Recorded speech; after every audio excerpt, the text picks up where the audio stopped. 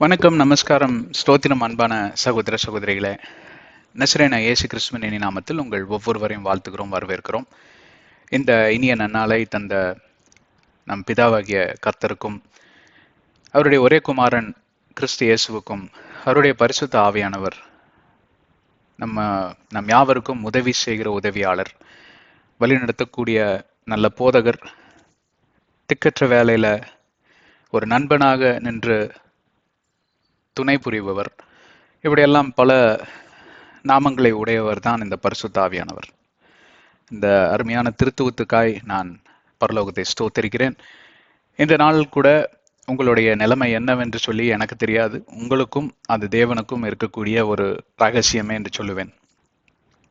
நிறைய வேளையில பார்ப்பீர்களானால் குடும்பத்தார் மத்தியில கூட சில காரியங்களை நாம் பகிர்ந்து பேச முடியாது. நான் இந்த அனுபவங்களுக்குள் கடந்து போவது உண்மையான ஒரு காரியமே.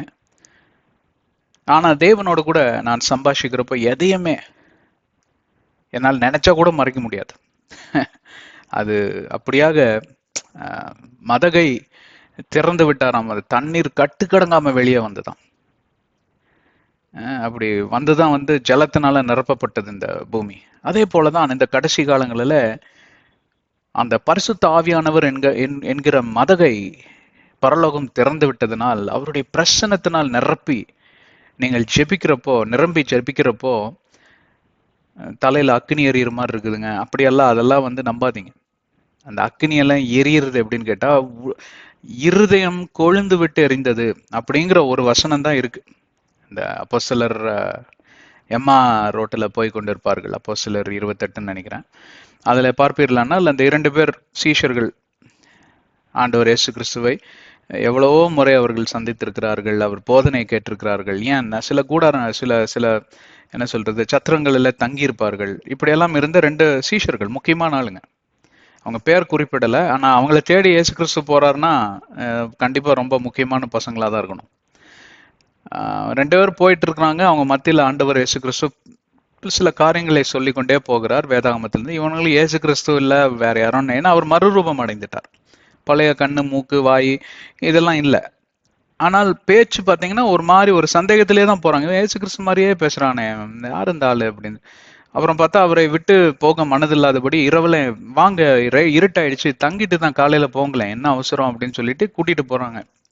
அப்போ இயேசு கிறிஸ்து அப்பத்தை பிட்டு அங்க பாத்திரத்தை எடுத்து நன்றி சொன்ன மாத்திரத்துல தான் அவங்க கண்கள் திறக்கப்பட்டது. இயேசு கிறிஸ்து மாயமானார். அப்போ அவங்க சொன்ன காரியம், அவர் வேத வசனத்திலிருந்து பேசுகிறப்போ, அவர் சில காரியங்களை நமக்கு விளக்குகிறப்போ, நாம் இருதயம் கொழுந்து விட்டு எரியவில்லையோ அப்படிங்கிறாங்க. அப்போ இருதயமானது கொழுந்து விட்டு எரிவதற்கு பொருள் என்னவென்றால், இன்றைய காலகட்டங்களில் இந்த பெந்தகாசு திருச்சபையில சொல்லிட்டு இருப்பாங்க, நல்லா வேகமா கையை தட்டுங்க, அப்படியே உங்களை இது என்ன தூக்கி வீசும் அந்த பவரு, நீங்க 10 அடி தள்ளி போய் விழுவீங்க, பின்னாடி எல்லாம் யாரும் இருக்காதீங்க, என்ன ஷோவா கண்டக்ட் பண்ற நீ, இவர் கையை வைப்பாரோம், அப்படியே போய் அடிச்சு விழுவான் கீழே. இந்த சினிமா படங்கள்ல காட்சிகள்ல காட்டுகிற சண்டை காட்சிகள்லாம் வரும் பாத்தீங்களா, அந்த மாதிரி போய் அடிச்சு விழுகிறது. இந்த மாதிரிலாம் எங்கேயாவது பைபிள்ல இருக்குங்களா? வேதாகமத்துல இருக்கு. இல்லைன்னு சொல்ல, எங்க இருக்கு தெரியுமா? பேய் பிடிச்சவங்க இப்படிதான் இந்த செயல்பாடுகளுக்குள் கடந்து செல்வதாகுது.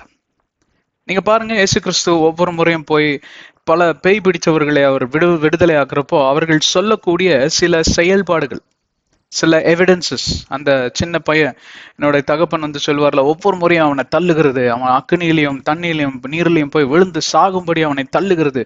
இப்படி தள்ளுகிறது. எந்த ஆவி தள்ளுங்க? பரிசுத்த ஆவியானவர் தள்ளுவதில்லை. அவர் மென்மையானவர். அவர் உங்க மேல இறங்குறதும் தெரியாது, ஆனா உங்களை விட்டு போறது தெரியும்.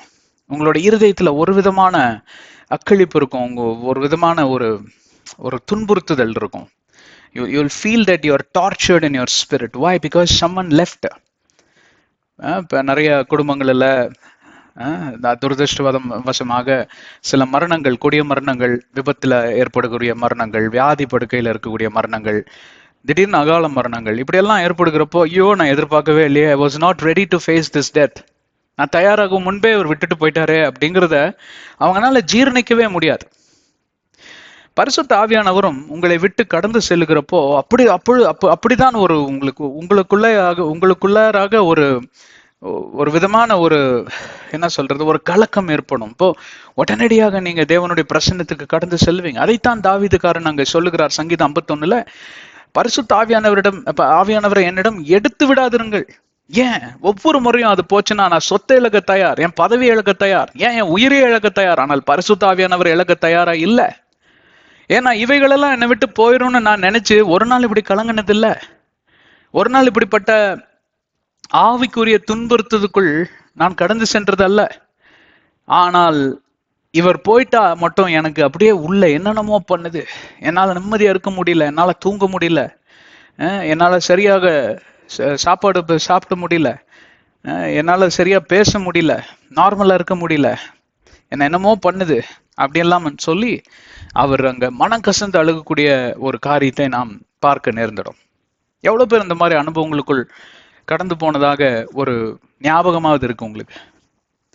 என்னை கேட்டுக்கொண்டிருக்கிற பிரியமான சகோதர சகோதரிகளே, இந்த கடைசி காலங்களில் இந்த ஸ்பிரிச்சுவல் எக்ஸ்பீரியன்சஸ், ஆவிக்குரிய அனுபவங்கள் அப்படி என்று சொன்னால், பிசாசு பிடித்தவர்கள் என்னென்ன அனுபவங்களுக்குள் கடந்து சென்றார்களோ அதே அனுபவங்களை சொல்லித்தான் இது ஆவிக்குரிய அனுபவம், பரிசுத்த ஆவியானவர் அனுபவம்னு சொல்லி இன்றைக்கு அதோடைய வர்ண சாயத்தை பூசிடுறாங்க. என்ன அநியாயம் பாருங்க. வேதாகமத்தை சரியா படிக்கணும், அதுக்கு தான் சரியா வாசிக்கணும். அப்படியெல்லாம் நம்பாதீங்க. மென்மையான ஆவியானவரை ரொம்ப வைலண்ட், அதாவது வன்முறை செய்யக்கூடியவராய், அசுத்தாவி வந்துச்சுன்னா அது வன்முறையின் ஆவியா தான் முடியும்.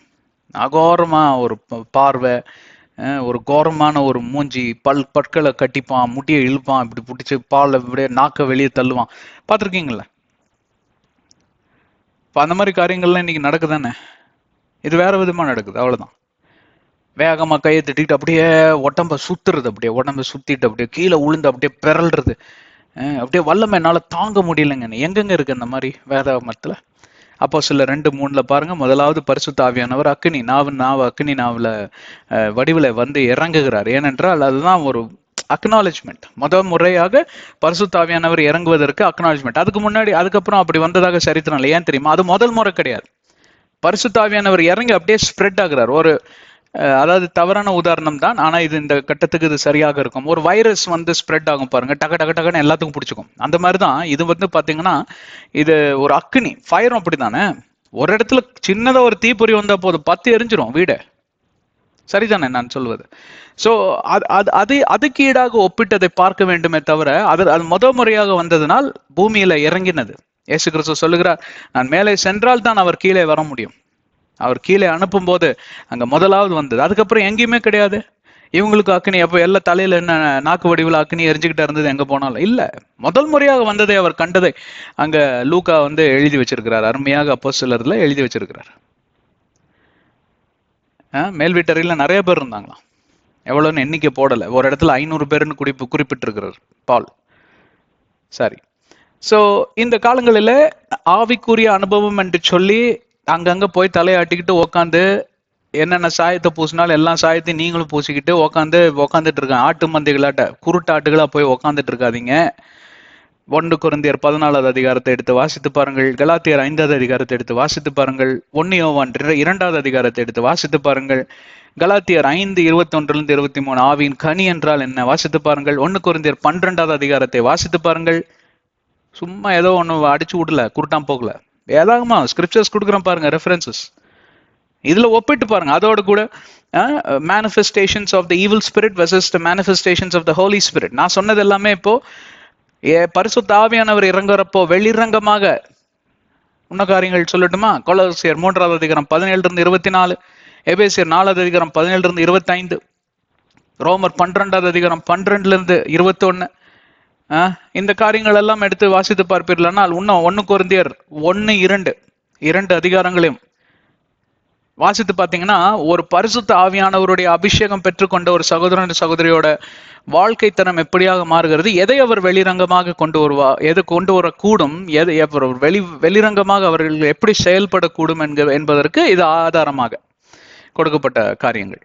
அதே போல அசுத்தாவிகள் வருகிறப்போ பாத்தீங்கன்னா வேதாகமம் முழுவதும் இருக்கு. இயேசு கிறிஸ்து சென்ற இடங்களில் எல்லாம் அசுத்தாவி பிடித்தவர்கள் எப்படி சுகமாக்கினார்னு அங்க manifestations of the evil spirit அங்க பார்ப்பீங்கன்னா வெளிரங்கமா அவர்கள் எப்படியெல்லாம் செயல்பட்டார்கள். ஒருவனை சங்கிலியில போட்டு கட்டி வைக்கிறாங்க, அவன் பாட்டுக்கு எளிதா அதை பிச்சு எறிஞ்சிட்டு போறான். அந்த பக்கம் எல்லாம் போறக்க பயந்துக்கிறாங்க. இன்னைக்கு அதெல்லாம் நிறைய பேர் பெந்தகாஸ்து திருச்சபைக்கு போறக்கே பயந்துக்கிறாங்க. என்னென்னமோ பண்றானுங்க அங்க, ஒண்ணுமே எங்களுக்கு புரியலன்னு கிறிஸ்தவர்களே பயந்துக்கிறாங்க போறதுக்கு. அதான் பிரச்சனை இன்னைக்கு. ஆனா சரியான திருச்சபை தேர்ந்தெடுங்க, சரியான காரியங்களை செய்யுங்க. சரியான காரியங்கள் செய்யவில்லையா, தயவு செஞ்சு வேற திருச்சபைக்கு போங்க. சரியா, அது அந்த இடத்துல வந்து அசுத்தாவி நடமாற்றம் இருக்கும் என்றால் அந்த இடத்துல இல்லாமல், நீங்க என்ன கேட்டா வந்து பாரம்பரிய திருச்சபைக்கு போனாலே போதும்னு சொல்லுவேன் நான். நீங்க அப்படி ஆயிப்போச்சு. அந்த நல்ல பெந்தகாஸ்து திருச்சபைகள் இருக்கதான் செய்யுதுங்க. நல்ல ஒரு டெக்கோரம், நல்ல ஒரு கோட்பாடுல அவங்க கொண்டு போறது ரொம்ப ரொம்ப ரேரா இருக்கு. 10 திருச்சபை இருந்ததுன்னா ஒண்ணு கூட இருக்கிறது சந்தேகம் தான். ஒரு 20-30 திருச்சபைகளுக்கு 1-2 இருக்குது.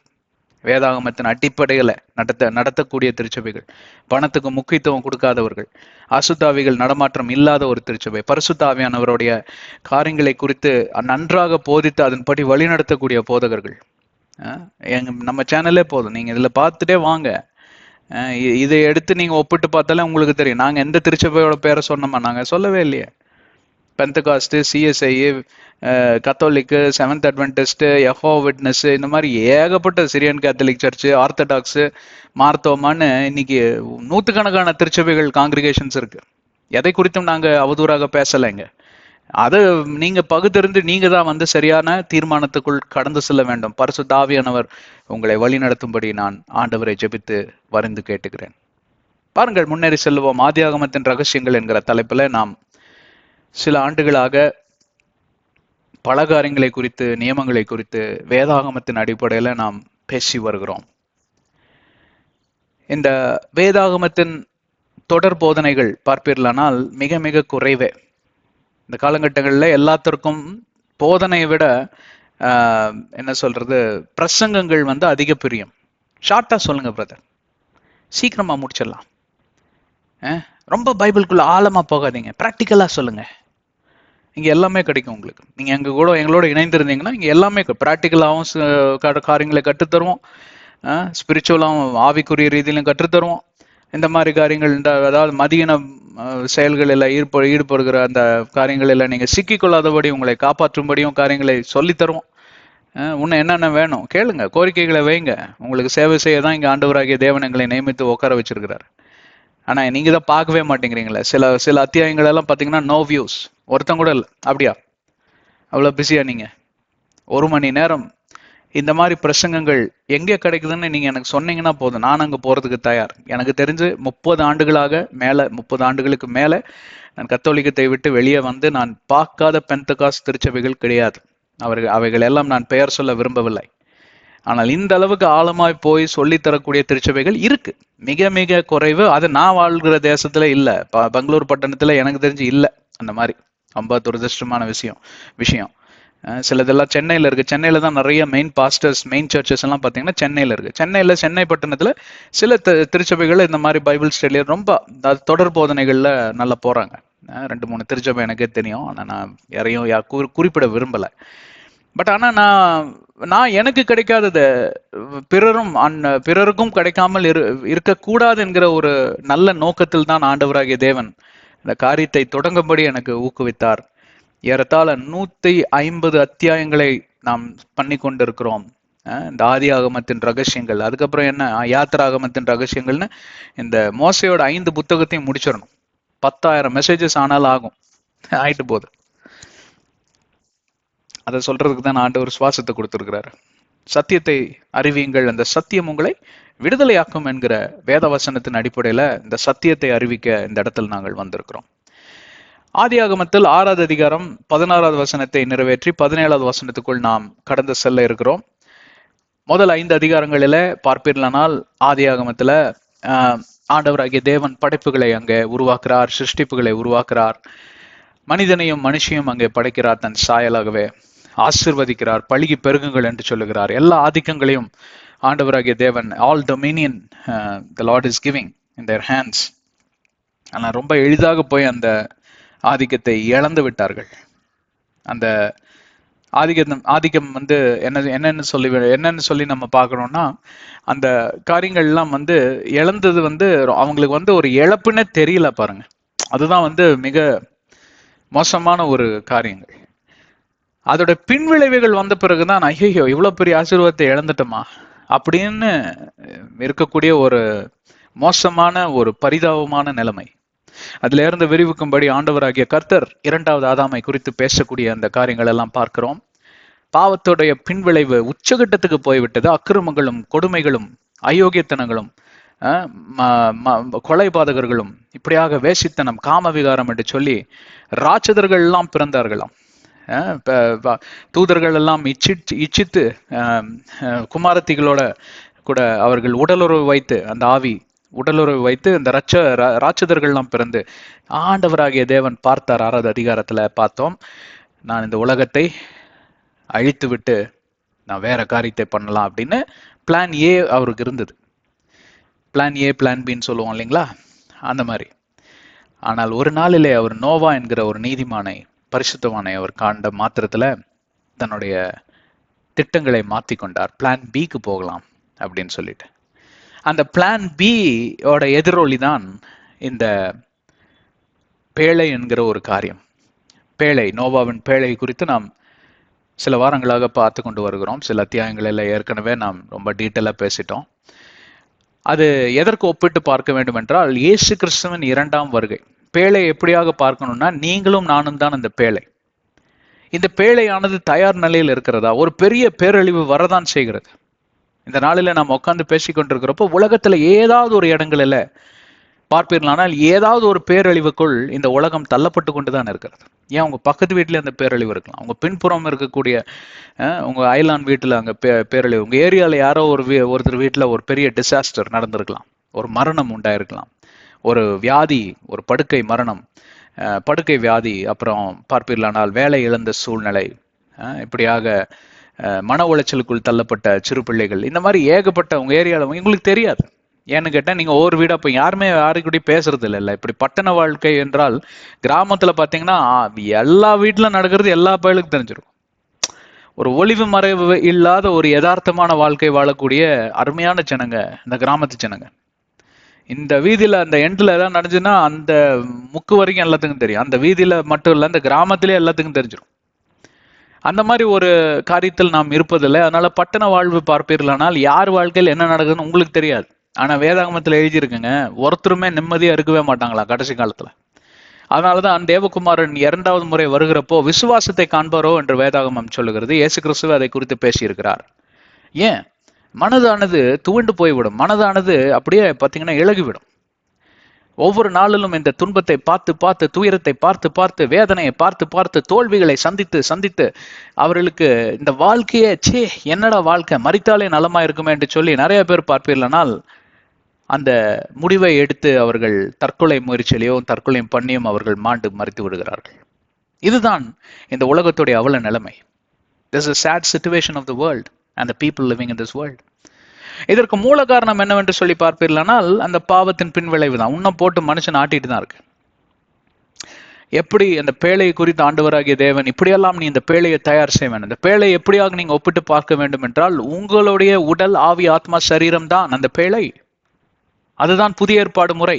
புதிய ஏற்பாடு முறையின்படி அந்த பேழையை பார்க்க வேண்டும் என்றால், அந்த பேழை என்றால் நீங்கள் தான். தேவனுடைய கூடாரமாய், தேவனுடைய பரிசுத்த ஆவி தங்கும் வாசஸ்தலமாய் இருக்கக்கூடிய உங்களுடைய உடல் தான் அந்த பேழை. அதுதான் 1 கொரிந்தியர் 3:16 எழுதியிருக்கிறது. எவ்வளவு பேர் இன்னொரு இருக்கீங்க? உலகம் இந்த பேரழிவுக்குள் கடந்து செல்வது அதி நிச்சயமே. It's happening in pockets. அங்கே இங்கே 1-2ஆக அங்க நடப்பதனால் யாரும் அதை குறித்து அதிகமாக பேசுவதில்லை. ஏன்னா எங்க ஊர்ல நடக்கலங்க, ஏதோ ஒரு ஊர்ல நடந்தது. ஆனா இங்க நடக்கக்கூடிய பேரழிவு பார்ப்பீர்களானால் இந்த உலகமே சந்தித்த பேரழிவு, ஒரே பேரழிவு. அதற்கு உதாரணமா தான் இந்த வெளிப்பாடு 6வது அதிகாரத்தில் இருக்கக்கூடிய 4வது முத்திரை உடைக்கிறப்போ அங்கே பெரிய ஒரு கொள்ளை நோய் பரவும் என்று 2019 COVID-19 பார்ப்பீர்களானால் கொரோனா வைரஸ்ன்னு 80 வயசு பாட்டி கிராமத்துல உட்காந்துருக்கிற பாட்டிக்குள்ள கொரோனா அப்படிங்குது, அது கூட தெரியுது. அந்த அளவுக்கு அறிமுகம் பெற்ற ஒரு பேரழிவு தான் இந்த கொரோனா. இதெல்லாம் ஒரு மாடல், இப்படியெல்லாம் நடக்கும். ஆனா இதை காட்டிலும் ஒரு பெரிய பேரழிவு வரும். அந்த பேரழிவு தான் எல்லாத்திற்கும் அந்தமா இருக்கும். ஆதியில தொடங்கின அந்த பேரழிவு அந்தத்திற்கு வந்து நிற்கும், அதற்கு பின்பே புதிய வானம் புதிய பூமி வரும், எல்லாம் முடிந்தது. இயேசு கிறிஸ்து சொன்ன அதே வார்த்தை தான் சிலுவையில், எல்லாம் முடிந்தது என்று தலை சாய்த்தார். எல்லாம் முடிந்தது என்று யாவரும் தலை சாய்க்க தான் போகிறோம். அதெல்லாம் குறித்து அதிகமாக ஆறாவது முத்திரையிலும், ஆமா 7வது முத்திரையில் இருக்கக்கூடிய 6வது எக்கால சத்தம், வெளிப்பாடு 9வது அதிகாரம் 20வது வசனங்களில் எல்லாம் நீங்க அதை வாசிக்க நேர்ந்துடும்.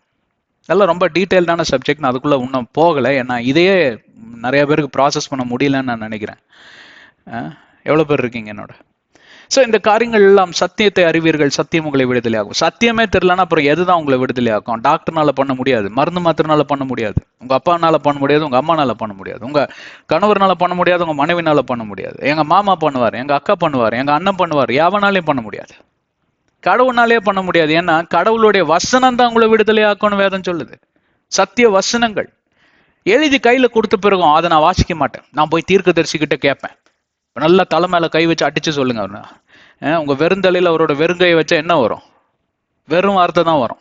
அதை நம்பிட்டு இருக்கிற கூட்டம் தான் இன்னைக்கு இந்த ஆட்டுக்கூட்டம். எல்லாமே எழுதி கர்த்தருங்க வேத வசனத்துல எழுதி ஒப்பு கொடுத்துருக்காரு, உங்க கையிலே ஒப்பு கொடுத்துட்டாரு, இதை படிச்சு நல்லா பொழைச்சுக்கப்பா அப்படின்னு. உங்க வீட்டுல நீங்க கஷ்டப்படுறீங்கன்னு சொல்லிட்டு உங்க வீட்டுல இருக்கக்கூடிய ஒன் ஆஃப் த எல்டர்ஸ், உங்க ஒன் ஆஃப் த அங்கிள்ஸ்ன்னு வச்சுக்கோ, மாமா ஒருத்தர், பணக்கார மாமா ஒருத்தர் இருக்கிறார். அந்த பணக்கார மாமா வந்து, டேய் இந்தாடா புட்றா, 5 கோடிக்கு செக் எழுதிருக்கேன், இனிமேல் இந்த மாதிரி பிச்சைக்கார வாழ்க்கை வாழாத, போய் நல்ல ஒரு வீடை வாங்கு, நல்ல ஒரு பிஸ்னஸை தொடங்கு, நல்ல சுகபோகத்தோடு இரு. செக் எழுதி கொடுத்துட்டாரு. இவனுக்கு அதை வச்சுட்டு என்ன பண்றதுன்னு தெரியல. ஐயோ இதெல்லாம் எடுத்துட்டு போய் பேங்க்ல போட்டு அதை அக்கௌண்ட்ல ஓபன் பண்ணி எனக்கு இந்த பிச்சைக்கார வாழ்க்கையே செட் ஆயிருச்சு அப்படின்னு சொல்ற சோம்பேறியை நீங்க என்னன்னு சொல்லுவீங்க? முட்டாள் சோம்பேறியான்னு சொல்லுவீங்க. இன்னும் அதிகமான ஒரு டைட்டில். இப்படிப்பட்ட ஒரு டைட்டிலுக்குள்ள, இப்படிப்பட்ட ஒரு வாழ்க்கையில் தான் இன்னைக்கு கிறிஸ்துவர்கள் வாழ்ந்து கொண்டிருக்கிறார்கள். எதற்காக அப்படி வாழ வேண்டும்? எல்லாவற்றையும் சிலுவையில் அவர் செய்து முடித்திருக்கிறார். அதை சுந்தரிப்பது அவ்வளவு ஒரு பெரிய கஷ்டங்களா? எல்லாவற்றையும் கரங்களில் எழுதி கொடுக்கப்பட்டாயிற்று. இந்த வேதாகமத்தை மட்டும் தொடாம என்னத்தை வேணா சொல்லுங்க கேட்கறங்கிறவன் தான் இன்னைக்கு நிறைய பேர் இருக்கான். அதனால தயவு செஞ்சு எங்களோட இணைந்திருங்க. 6வது அதிகாரம் 16வது வசனத்துல நாம் பல காரியங்களை குறித்து பார்த்தோம். அதுல முக்கியமானது வாசல்ல இருக்கக்கூடிய கதவுக்கு இருக்கக்கூடிய திறவுகோல், இது இயேசு கிறிஸ்துவின் நாமம் என்று சொல்லியெல்லாம் சென்ற அத்தியாயத்துல மிக அருமையாக வெளிப்பாடுகள் இயேசு கிறிஸ்து ஆவியானவர் எனக்கும் உங்களுக்கும் வெளிப்படுத்தினதை நீங்க கேட்டிருப்பீங்க, நாங்க நம்புறோம். முன்னேறி செல்லுவோம். 17வது வசனம் இப்படியாக சொல்லப்படுகிறது. அண்ட் பிஹோல்ட், உங்களுக்கு விளங்குகிறதா? பேழை என்றால் நீங்க, கடைசி காலம் என்றால் அந்த காலத்துல கடைசி காலம், நோவாவுடைய கடைசி காலம், அதுதான் இந்த காலம். எல்லாமே வெளிப்பாட்டுல அதிகாரத்துல எழுதி வச்சிருக்கிறது. மத்தேயு 24 எழுதியிருக்கு. எல்லாம் நிறைய வசனங்கள். உங்களுக்கு கடைசி நாட்களை பத்தி தெரிய வேண்டுமா? ஆங்கிலத்துல பிரசங்க, நூற்றுக்கணக்கான பிரசங்கம் பண்ணி அங்க உக்காந்துட்டு இருக்கு உங்களுக்கு. ஏன் நீங்க அதெல்லாம் கேட்க மாட்டேங்கிறீங்க? அப்ப இது என்றைக்கோ நடந்ததுங்க, ஆயிரக்கணக்கான வருஷத்துக்கு முன்னாடி. அது ஒரு முன்னோடியா அங்க கொடுக்கப்பட்டிருக்கிறது. Role model or preface setting என்று சொல்லுவார்கள். இந்த காலங்கள்ல நடக்க போகிறதை குறித்து தான் அந்த காலத்திலே ஆண்டவர் நிறைவேற்றி வைத்திருக்கிறார். அண்ட் பிஹோல்ட், பிஹோல்ட் என்றால் இதோ என்று சொல்லலாம். நிச்சயமாகவே நான் நிச்சயமாகவே சொல்லுகிறேன் அப்படியெல்லாம் சொல்லி அந்த பதத்திற்கு அது பொருளாகும். அப்படி என்றால் அங்க உடனடியாக நீங்க வந்து கவனம் செலுத்த வேண்டும் என்று சொல்லிதான் அங்கே ஆவியானவரால் கொடுக்கப்பட்டிருக்கிற ஒரு கொனட்டேஷன் என்று சொன்னால் அங்க ஒரு அழுத்தம் கொடுக்கப்பட்டிருக்கு. தேர்ஃபோர், ஆகையினால், அந்தபடியே, இதனால், இப்படியெல்லாம் சொல்லக்கூடிய பதங்கள் எதற்காக கொடுக்கப்பட்டிருக்கிறது என்றால் அங்கே கவனம் செலுத்த வேண்டும்.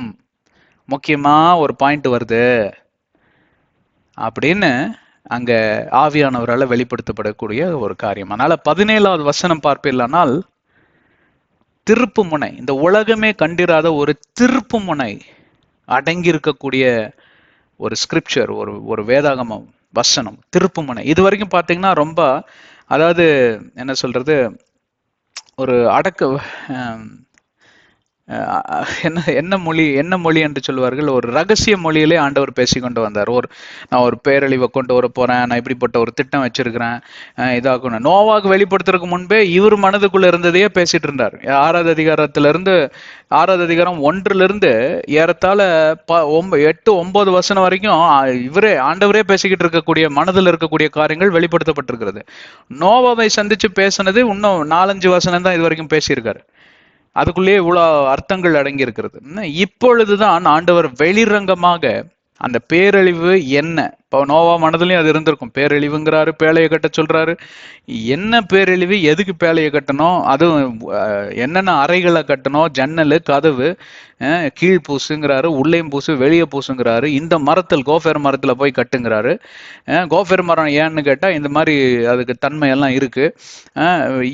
எதுக்காக இதெல்லாம் சொல்றாரு அப்படின்னு சொல்லி நோவாவோட இருதயத்திலும் பல காரியங்கள், கேள்விகள் எழுந்திருக்கும். ஆனா கவனிப்பீர்கள், ஆனால் அதுதான் கீழ்ப்படிதல். அதனாலதான் அவர் நீதிமான், யாருனாலையும் ஒப்பிட முடியாத ஒரு பெரிய நீதிமான். அந்த காலங்களில உலகமெங்கிலும் அக்கிரமக்காரங்களும் சண்டாளர்களும் சுற்றி திரிகிற ஒரு காலம். இதுதான் கடைசி காலம். கடைசி காலம் பார்த்தா எல்லாம் சண்டாளர்கள், சண்டைக்குன்னா அலையிறவங்க தான் முக்காவாசி பேர், வன்முறையில் ஈடுபடுறவங்க. உள்ள இருக்குங்க, வழியில அப்படியே நீட்டா ட்ரெஸ் பண்ணியிருப்பான், அவனுக்குள்ள அப்படியே குமுறும். உங்களை பார்த்தா துண்டு துண்டா வெட்டி போட்ட ஜெயில போய் உக்காரணுமே, களி திங்கணும். அதனாலதான் எல்லாம் அடக்கி வாசிக்கிறாங்க. மற்றபடி எல்லாருமே வன்முறை, எல்லாருமே கீழே விழுந்து போனார்கள், மகிமை இழந்து போனார்கள் என்று வேதாகம் எதற்காக சொல்லுகிறது? எனக்குள்ளேயும் பத்தி எறியும் சில காரியங்களை பார்த்தா. ஆனா நான் அது தவறு என்று சொல்லி உடனடியாக அறிக்கை செய்து விடுவேன். ஏனென்றால் அது வன்முறையின் ஆவி பரிசுத்த ஆவியானவரிடமிருந்து வரக்கூடிய ஆவி அல்ல, அது பாதாளத்தின் ஆவி. உடனடியாக அதை கடிந்து கொள்ள வேண்டும். ஏன்னா மாம்சம் அப்படிதான் துடிக்கும். வன்முறையில் இறங்கணும்னு, ஏதாவது பண்ணிடணும்னு, வாயம் சும்மா இருக்காது. அப்போ இங்க பார்ப்பீர்களானால் இவருடைய இருதயத்திலையும் ஏதோ ஒரு காரியம் இருந்துகிட்டே இருக்கு. பிஹோல்ட், ஆகையால்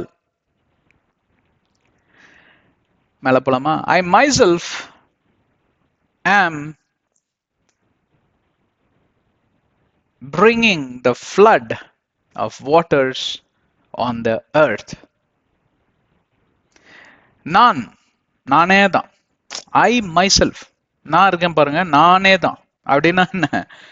வேற இதை யாருனாலையும் பண்ண முடியாது, யாருனாலையும் இதை கண்டிருக்கக்கூடிய சாத்தியமே அல்ல.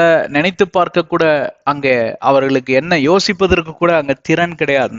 நானே கர்த்தர், ஐ myself. ஐ என்றால் நான் தான் அப்படின்பாரு இயேசு கிறிஸ்து. இந்த ஜலத்தின் மேல் நடந்து வரக்கூடிய காரியத்தில் அவர் யாரு ஏதோ பேய் பிசாசு, நான் தான், ஐ ஆம் அப்படின்பார். அதே போலதான் அங்க கஸ்திமனி தோட்டத்துல அவரை கைது செய்ய வருகிறப்போ இதை சொல்லுவார், நான் யார் நீ அப்படின்னு, நான் தான் அப்படிம்பார். அந்த நான் தானுக்கு சரியான மொழிபெயர்ப்பு இன்னும் ஆங்கிலத்துல வரலன்னு தான் நான் சொல்லுவேன், இது என்னோட தனிப்பட்ட கருத்து. ஆனால் அரமிக் வெர்ஷன்ல நான் தான் என்றால் நானே உண்டாக்கின தேவன். அதனாலதான் பாத்தீங்கன்னா கல் எடுத்துருவானுங்க அடிக்கிறதுக்கு ஒவ்வொரு முறையும். அப்ப என்னடா நீ எங்க யெகோவா தேவனுக்கு ஒப்பிட்டு நீ பேசுறியா? நேத்து முளைச்ச பையன், உனக்கு 30 வயசு கூட ஆகல, 33 வயசு கூட ஆகல, உனக்கு இப்படியெல்லாம் நீ பேசுவியா? அப்ரஹாம தெரியும் நீ சொல்லுவியா? அவதூறு பேசுறான் பாரு. ஹிப்போக்ரசிம்பானுங்க, கரெக்டுங்களா? ஹிப்போக்ரைட்டும்பானுங்க. பரிகாசம் பண்ணி பேசுகிறான் கடவுளை அப்படின்னு, பரிகாசம் பண்ணி பேசுகிறான் எங்களுடைய முன்னோரே என்று சொல்லி எல்லாம் கல்லெறிந்து கொல்லும்படி வருவார்கள். அதனால்தான் இந்த நான் என்கிற பதம், நானே, ஐ myself. அந்த ஐ myselfக்கு பின்னாடி இருக்கக்கூடிய அந்த கர்வத்தை பார்ப்பீர்களானால் அங்கே சில காரியங்களை நான் சொல்ல கடமைப்பட்டிருக்கிறேன். இந்த கர்வமானது இந்த காலங்களில நிறைய மனிதர்கள் மத்தியில இருப்பதை கண்டிப்பாக நீங்க காணக்கூடும். அதற்கு காரணம் அவர்கள் படித்த படிப்பா இருக்கலாம், அவர்களுடைய பின்புறமா இருக்கக்கூடிய அந்த பேக்ரவுண்ட் என்று சொல்வார்கள். பேக்ரவுண்ட்னா சில பொலிட்டிக்கல் கனெக்ஷன்ஸ் இருக்கும், அரசியல்வாதிகளோட தொடர்பு, சில பவர்ஃபுல் மென், நல்ல வல்லமை படைத்த மனிதர்களை அறிந்து கொண்டிருக்கக்கூடியது. பெரிய பிஸ்னஸ் மேன்லாம் எனக்கு தெரியுமாக்கும், இல்லை பெரிய கார் வச்சிருப்பாரு, எல்லாம் பெரிய சூட்டு கோட்டு போட்டு வரக்கூடிய ஆள், பெரிய வீடு வச்சிருப்பாரு. இதெல்லாம் பார்த்தீங்கன்னா வெளிரங்கமா இருக்கக்கூடிய ஸ்டேட்டஸ்களும் இந்த காரியங்கள் எல்லாம் இந்த பார்த்து நான் யாருன்னு தெரியுமா அப்படிம்பாங்க சில பேர். கேட்டிருக்கீங்களா? நான் ஒருத்தர் இருக்கிறேன், என்னை கண்டுக்காம போறான். பல மொழிபெயர்ப்புகள்ல நான் சொல்றேன், இதெல்லாமே ஏதாவது தெரியாத மாதிரி உட்காந்துருங்க. இதெல்லாம் நீங்க பேசின வார்த்தை தான், நானும் பேசின வார்த்தை தான். நான் பெரிய நீதிமான் கிடையாது. நானும் இந்த தவறுகள் எல்லாம் செய்து விட்டு வந்தவன் தான். எல்லாருமே செய்திருக்கக்கூடிய தவறு தான், யாரும் இல்லைன்னு சொல்லவே முடியாது. நான் இங்க ஒருத்த உட்காந்து இருக்கிறேன், என்னை பார்க்காம போறோம். என் பேரை இப்போ கடைசியா போட்டிருக்கிறான் பார், பத்திரிக்கையில சண்டை வரும் கல்யாணத்துக்கு முன்னாடி. நான் அந்த நான் தாய்மாமர்களுக்கெல்லாம் நான் ஒரு மூத்த மாமன், என்னுடைய பெயரை கடைசியாக போட்டு விட்டானே அப்படின்னு சொல்லி சண்டை போட்டு அங்க பெரிய ரகலையாகி, எந்த கல்யாணமாவது ரகலை எல்லாம் முடிஞ்சிருக்கா? எனக்கு தெரிஞ்ச அப்படி எந்த கல்யாணம் நடக்கலன்னு நினைக்கிறேன். உங்களுக்கும் அது தெரிஞ்சிருக்கும். அதுக்கு எதனால் இந்த ரகலை வரும்னு பாத்தீங்கன்னா, இந்த பெயர், பெருமை, புகழ், பதவி, என்ன ஸ்தானம், இதெல்லாம் பாத்தீங்கன்னா என்ன சேரை போட்டு முன்னாடி இவனுங்களை உட்கார வச்சுட்டு என்ன 2வது ரோல உட்கார வச்சுட்டானாக்கும். இதெல்லாம் குறிச்சுதான் இயேசு கிறிஸ்து அங்க பல காரியங்களை இங்க வெளிப்படுத்தியிருக்கிறார். இந்த நான் என்ற அகந்தை வந்து விட்ட மாத்திரத்திலே உங்களுக்குள்ள பிசாசு நுழைந்து விட்டான். பிசாசு உங்களுக்குள் நுழைவதற்கு திறவுகோலே இந்த நான் என்ற அகந்தையும், நான் என்ற தாற்பெருமையும், இந்த நான் என்ற தற்பெருமையும் தான். ரொம்ப மிக கடினமான சப்தங்கள் இதெல்லாம் சொல்ற. தமிழ்ல நான் வந்து புலவனாயிருவேன்னு நினைக்கிறேன் கொஞ்ச நாள்ல. எவ்வளவு பேர் என்னோட இருக்கீங்க? செல்ஃப் ப்ரெஜுடைஸ், செல்ஃப் எஸ்டீம் என்று சொல்லுவார்கள் ஆங்கிலத்துல. நன்றாக வருது ஆங்கிலத்துல. அந்த தாட்பெருமையும் பெருமையும் அந்த தற்பெருமையும் எதனால வருகிறது என்று சொல்லி சற்று ஆராய்ந்து பார்ப்பீர்களானால் இதெல்லாம் தான் காரணம். உங்க மனதுல, உங்களோட இருதயத்துல, உங்க புத்தி சுவாதியத்துல என்ன போய் அங்க கலந்துருக்குன்னு கேட்டா, நான் என்ன படிச்சிருக்கேன், இவன் என்ன படிச்சிருக்கான், நான் என்ன பெரிய பெரிய வீட்டுல 3 மாடி வீட்டுல இருக்கேன், இவன் 2 மாடி வீட்டுல தான் இருக்கிறான். நான் 3 கார் வச்சிருக்கிறேன், இவன் 1 கார் தான் வச்சிருக்கிறான். எவ்வளவு கொழுப்பு பாருங்க உனக்கு. இவனுக்கு கார் கூட இல்லை, 2 2 வீலர், ஒரு டிவிஎஸ் 50 மொப்பட்ல போயிட்டு இருக்கான். ஏன் சட்டை துணிமணி எல்லாம் பாரு, அவன் போட்டிருக்கிற துணிமணியை பாரு. என் ஷூ என்ன பிராண்ட் தெரியுமா? அவனோட ஷூவை பாரு. என் செருப்பை பாரு, அவனோட அவாய் செப்பலை பாரு. இவனை பாரு, அவனை பாருன்னு those that look down on people, எவன் ஒருவன் பிறரை பார்த்து அங்கே குற்றம் கூறுகிறவனா இருக்கிறானோ. குற்றம் கூறுகிறது என்றால் இவனுக்கெல்லாம் என்ன தகுதி இருக்கு அப்படின்னா நியாயம் தீர்ப்பதில் ஜட்ஜ்மெண்டல் என்று சொல்லி அருமையாய் வருகிறது ஆங்கிலத்துல. நியாயம் தீர்க்கக்கூடிய ஒரு காரணம். இந்த நான் என்ற அகந்தை படித்தவன் தான் பிசாஸ். எசேக்கியேல் 28வது அதிகாரத்திலும் ஆசியா 14வது அதிகாரத்திலும் பிசாசு எப்படி பிசாசாக மாறினான். அவன் பிசாசாக படைக்கப்படவில்லை, மிக வல்லமை படைத்த ஒரு தூதனாக ஆண்டவர் அவனை படைத்தார். தூதர்களுக்கெல்லாம் பிரதான தூதனாக அவனை வைத்திருந்தார். ஒரு உயர்ந்த ஸ்தானத்துல, அடைக்கலத்துல வைத்திருந்தார். இந்த பூமியை ஆளுமை செய்யும்படி அவனுக்கு அதிகாரங்கள் எல்லாம் கொடுக்கப்பட்டிருக்கிறது. இதெல்லாம் 1வது அதிகாரத்திலே பார்த்துட்டோம் நம்ம. ரொம்ப டீட்டெயிலா போய் அதெல்லாம் எக்ஸ்பிளைன் பண்ணோம் உங்களுக்கு. ஆனால் அதே போல வர்ஷிப், ஆராதனை வீரனாக அவன் இருந்தான். இப்படிப்பட்ட காரியத்திலெல்லாம் ஆண்டவராகிய தேவன் அவனை மேன்மைப்படுத்தி மேட்டிமைப்படுத்தி உயர்த்தி வைத்திருந்தார். மிக பிரியமான ஒரு தூதன் அவன். ஆனால் ஒரு நாளில் அவன் இருதயத்துல நினைத்தான், நான் இப்படிப்பட்ட ஸ்தானத்தில் இருக்கிறேன், எனக்கு திறமை இருக்கிறது, நான் எவ்வளவு பெரிய உயர்ந்த அடைக்கலத்துல இருக்கிறேன், நான் எதற்காக போய் இந்த நான் ஏன் அழுத்தி சொல்றேன்னு கேட்டா, நான் என்கிற மேட்டிமை வந்ததினால்தான் அவன் ஆண்டவருக்கு எதிரியாக மாறினான். அவனுடைய எண்ணமெல்லாம் கோணலாக தொடங்கிவிட்டது. அவனுடைய இருதயத்தின் வாஞ்சைகள் எல்லாம் பார்ப்பீங்கன்னா தேவனுடைய கற்பனைகளுக்கு எதிராக மாறிவிட்டது. அப்பொழுதுதான் ஒரு நாளிலே அவனுடைய வன்முறை என்கிற அந்த காரியம், வயலன்ஸ் எழுதியிருக்கும் வேதாகமத்துல. எசேக்கியேல் 28 கடைசியாக நீங்க பாத்தீங்கன்னா இருக்கும், வன்முறை நுழைந்ததாம். அப்படின்னா என்னன்னு கேட்டா, அதை குறித்து நான் ஏற்கனவே உங்களுக்கு வியாக்கியானம் பண்ணியிருக்கிறேன். ஆண்டவரையே போட்டு தள்ளிட்டு அவரை பண்ணிட்டு அந்த இடத்த போய் பிடிச்சிடலாம். ஆண்டவரையே கொலை பண்ற அளவுக்கு வந்துட்டான்.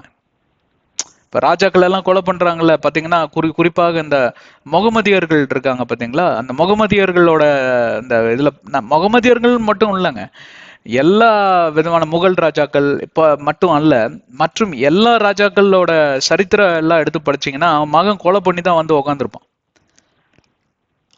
அதோனிஜான்னு ஒருத்தன் இருந்தான், தாவீதோட மூத்த பையன். அவன் தான் வந்து உட்கார வேண்டியது, அவன் தன்னை ராஜான்னு அறிவிச்சிட்டான். அதுக்கப்புறம் பாத்தீங்கன்னா தாவீது வந்து இல்ல சாலம் வந்த ராஜான்னு இந்த பக்கமா ஒரு ஃபீஸ்ட் நடக்குது. ஆனா வேதாகமத்துல அந்த காரியத்தெல்லாம் இல்ல, அதெல்லாம் இல்ல. சில சரித்திர நூல்கள் எழுதப்பட்டிருக்கிறதுனால அது தாவீது ராஜாவை கொலை பண்றது எப்படின்னு சொல்லி அவன் வந்து வகை தேடி இருக்கான். அதனாலதான் ஆண்டவர் வந்து அவனுக்கு சரியான மரணத்தை கொடுக்கல. அவன் கொலை பண்ணப்பட்டான். அவனுடைய எண்ணம் அப்படியாக இருந்தது. தனக்கு கிடைக்காததை எப்படியாவது நான் பறித்தாவது எடுத்துக்கொள்ள வேண்டும், வன்முறையில ஈடுபட்டாவது எடுத்துக்கொள்ள வேண்டும். அபகரிப்பின் செயலில் ஈடுபடக்கூடிய வன்முறை படைத்த எண்ணமாய் அது மாறிவிடும். உங்களுக்கு விளங்குகிறது நான் என்ன சொல்றேன்னு. அதனால அந்த வன்முறை நிமித்தமாக அவன் என்ன பண்ணிட்டான், 1/3 பகுதி தூதர்கள், கோடான கோடி தூதர்கள் இருக்கிறாங்க. அந்த கோடான கோடி தூதர்கள் சில கோடான கோடி தூதர்கள் இவன் பக்கமா இழுத்துட்டு இவனுங்கெல்லாம் பிளான பண்ண ஆரம்பிச்சோடனே ஆண்டவருக்கு என்னதான் தப்பிக்கும்? எவனோட சிந்தனையா இருந்தாலும் ஆண்டவருடைய செவிகளுக்கு அது எட்டுமாம். அவர் ஆவியா இருக்கிறார், ஆவியானவரா இருக்கிறார், வல்லமை படைத்தவரா இருக்கிறார். அவருக்கு தெரியாம ஒரு துரும்பு கூட அசைய முடியாது. அது எப்படின்னு எனக்கு இது வரைக்கும் புரியல. நீங்க என்னதான் வந்து கம்ப்யூட்டர் உலகத்துல வாழ்ந்தாலும் ஒரு கம்ப்யூட்டர் ஒரு வேலையை தான் செய்ய முடியும். பேங்கிங் டொமைன்னா அது வந்து பேங்கிங் இருக்கக்கூடிய பேங்க்ல இருக்கக்கூடிய காரியங்களை மட்டும்தான் பார்க்கும். அதே கம்ப்யூட்டரை வச்சு நீங்க இங்கிருந்து போய் என்ன ஒரு ஆப்ரேஷன் செய்யலாம் அப்படின்னு சொல்லிட்டு, இல்லை ஒரு ஃப்ளைட்டை ஓட்டலாம் அப்படின்னு சொல்லி அந்த கம்ப்யூட்டர் கிட்ட சொன்னீங்கன்னா எனக்கு புரியலன்னு அந்த கம்ப்யூட்டர் அழுகும். ஏன்னா அதுக்குன்னு வேற கம்ப்யூட்டர் டிசைன் பண்ணி வச்சிருப்பாங்க. அதனால ஒரு ஃப்ளைட்டு தான் இயக்க முடியும். சில கம்ப்யூட்டர்ல எடுத்துக்கிட்டிங்கன்னா நம்ம மெடிக்கல் ரீதியாக பயன்படுத்தக்கூடிய ஆப்ரேஷன்லாம் பார்த்தீங்கன்னா நிறைய கம்ப்யூட்டரைஸ்ட் ஆப்ரேஷன்ஸ் வந்ததுனால ரொம்ப துல்லியமாக போய் இந்த ஹார்ட் பிளாக் எல்லாம் எடுப்பது, அப்புறம் கண் சர்ஜரி பண்ணக்கூடிய இதெல்லாம் பார்த்தீங்கன்னா எல்லாம் கம்ப்யூட்டரைஸ்ட், எல்லாம் ப்ரோக்ராம் பண்ணி அவங்க டெஸ்ட் பண்ணி அங்கே வச்சிருக்காங்க. அந்த கம்ப்யூட்டர்கிட்ட போய் எனக்கு கொஞ்சம் சமையல் ரூமை க்ளீன் பண்ணி கொடுக்குறியா, சமையல் ரூமில் க்ளீன் பண்ணுறதுக்கு நீ கம்ப்யூட்டர் வந்தாச்சு, இல்லை எனக்கு துணி துவைச்சு கொடுக்குறியா அப்படின்னா அதுவும் கம்ப்யூட்டரைஸ்டு தான். இந்த துணி துவைக்கிற வாஷிங் மிஷின் இருக்கு பாருங்க, அதுவும் கம்ப்யூட்டர் தான். அதில் உள்ள ஒரு ப்ரோக்ராம் சிப்பை எழுதி வச்சிருக்கான் உள்ள, அந்த ப்ரோக்ராம் படி அவன் இந்த பட்டன் அமுத்து அப்படின்னு அவன் யூசர் மேனுவல்ல சொல்றான். இதெல்லாம் என்ன அந்த கம்ப்யூட்டர்னால அந்த வேலையை தான் செய்ய முடியும். ஆனால் ஆண்டவராகிய தேவனுக்கு எப்படிதான் இத்தனை கம்ப்யூட்டர் ஒரே மனிதருக்குள்ளேயோ இல்லை ஒரே ஆளுக்குள்ள இருக்குன்னு சொல்லி பார்ப்போமானால் அவர் தான் பேர் பெற்ற வல்லரசு. அவருக்கு ஈடானவர் ஒருவனும் கிடையாது. அங்கே இருந்து எவனும் தப்பிக்கவும் முடியாது. உலகத்தில் மட்டுமல்ல, அண்ட சராசரங்கள் இருக்கக்கூடிய every move God can track. ஆண்டவர்கிட்ட கேட்ட சொல்லுவார், மார்ஸ்ல இது நடந்துட்டு இருக்குன்னு, ஜூபிட்டர் நடந்துட்டு இருக்குன்னு, பூமியில இது நடந்துட்டு இருக்கும் பாரு. அவர்கிட்ட போய் சந்திர மண்டலத்துல என்ன நடக்குதுன்னு கேட்டா அங்க இருக்கிற டெம்பரேச்சர் கூட டகடகன்னு சொல்லுவார். ஏன்னா அனைத்தையும் படைத்து ஆளுமை செய்யக்கூடிய ஒரே தேவன் ஆண்டவர், அண்ட சராசரங்களை படைத்து ஒருவராய் என்று நின்று ஆளுமை செய்யக்கூடிய ஆண்டவர். அவர் வந்து நானே சொல்லுகிறேன், நான் ஆணையிட்டேன்னு சொன்னா அதுல ஒரு அர்த்தம் இருக்கு. இன்னைக்கு ரொம்ப பிராக்டிக்கலான ஒரு ப்ரீச்சிங் தாங்க இது. ஆனாலும் வேதாகமத்திலிருந்து சில உதாரணங்களை கொடுத்து நான் இதை சொல்லி வருகிறேன். இதெல்லாம் ஏன்னா ரொம்ப ஆழமான பதங்கள் இதெல்லாம். அண்ட் பிஹோல்ட் அப்படின்னா ஆகையால், அதனால், நானே, பாத்தீங்களா? 4 வார்த்தைகளுக்குள்ள எவ்வளவு ஆழமான ஒரு ரகசியங்கள் அடங்கி இருக்கிறது. இயேசு கிறிஸ்து இந்த பதத்தை அவர் சில முறை பிரயோஜனப்படுத்தினதை அங்கு வேதாகமத்தில் ரெக்கார்ட் செய்து வைத்திருக்கிறார்கள். அங்கே நாம் யாவரும் அதை வாசித்து நாம் அதை கற்றுக்கொள்ள வேண்டும் என்று சொல்லி. ஆனால் இவர்கள் மட்டும்தான், இயேசு கிறிஸ்து மட்டும்தான் அதை சொன்னாரா? இல்ல, சில மனிதர்களும் அந்த பதங்களை சொல்லி இருக்கிறார்கள். குறிப்பாக சவுல் ராஜா, நான் என்கிற அகந்தை படைத்தவன். அப்போ இந்த அடோனிஜா வந்து பாத்தீங்கன்னா அவரை போட்டு தள்ளிடலாம் அப்படின்னு சொல்லிட்டு இது பண்றான். ஆனா பெரிய ஒரு ஆர்மியை தாவீது ராஜாவோட ஃபேன்ஸ், அதாவது அவருக்கு வயசாகி கூட படுக்கையில இருந்தப்போ கூட அவன் மெய்காப்பாளர்கள் வந்து சுத்திக்குவாங்களாம் அவரை. ஒரு பயம் உள்ள போக முடியாது படுக்கறைக்குள்ள. அந்த மாதிரி அவர் பிரியப்பட்ட கமாண்டர்ஸ், ஏறத்தாழ 28 கமாண்டர்ஸ், ஹை கமாண்டர்ஸ் எப்பவுமே அவரை சுத்திக்கிட்டே இருப்பாங்களாம். ஆனாலும் அவனால நுழைய முடியல. ஆனா அந்த வன்முறையின் ஆவி, நான் ஒரு பெரிய பையன், என்னை விட்டுட்டு இந்த ஆள் பாரி கிழமை படுத்துக்கிட்டு போய் இவனை போய் சின்ன பையில போய் உட்கார வைக்கிறாங்க, இவனை ஒரு வழியாக மூடக்கூடாதுன்னு அவன் எழும்புறான். இதே போலதாங்க பார்ப்பீர்களானால், நான் என்ற அகந்தை படித்த ஒவ்வொருவரும் பார்ப்பீர்களானால் அவர்கள் கையாளக்கூடிய விதமே வன்முறையாக தான் இருக்கும்.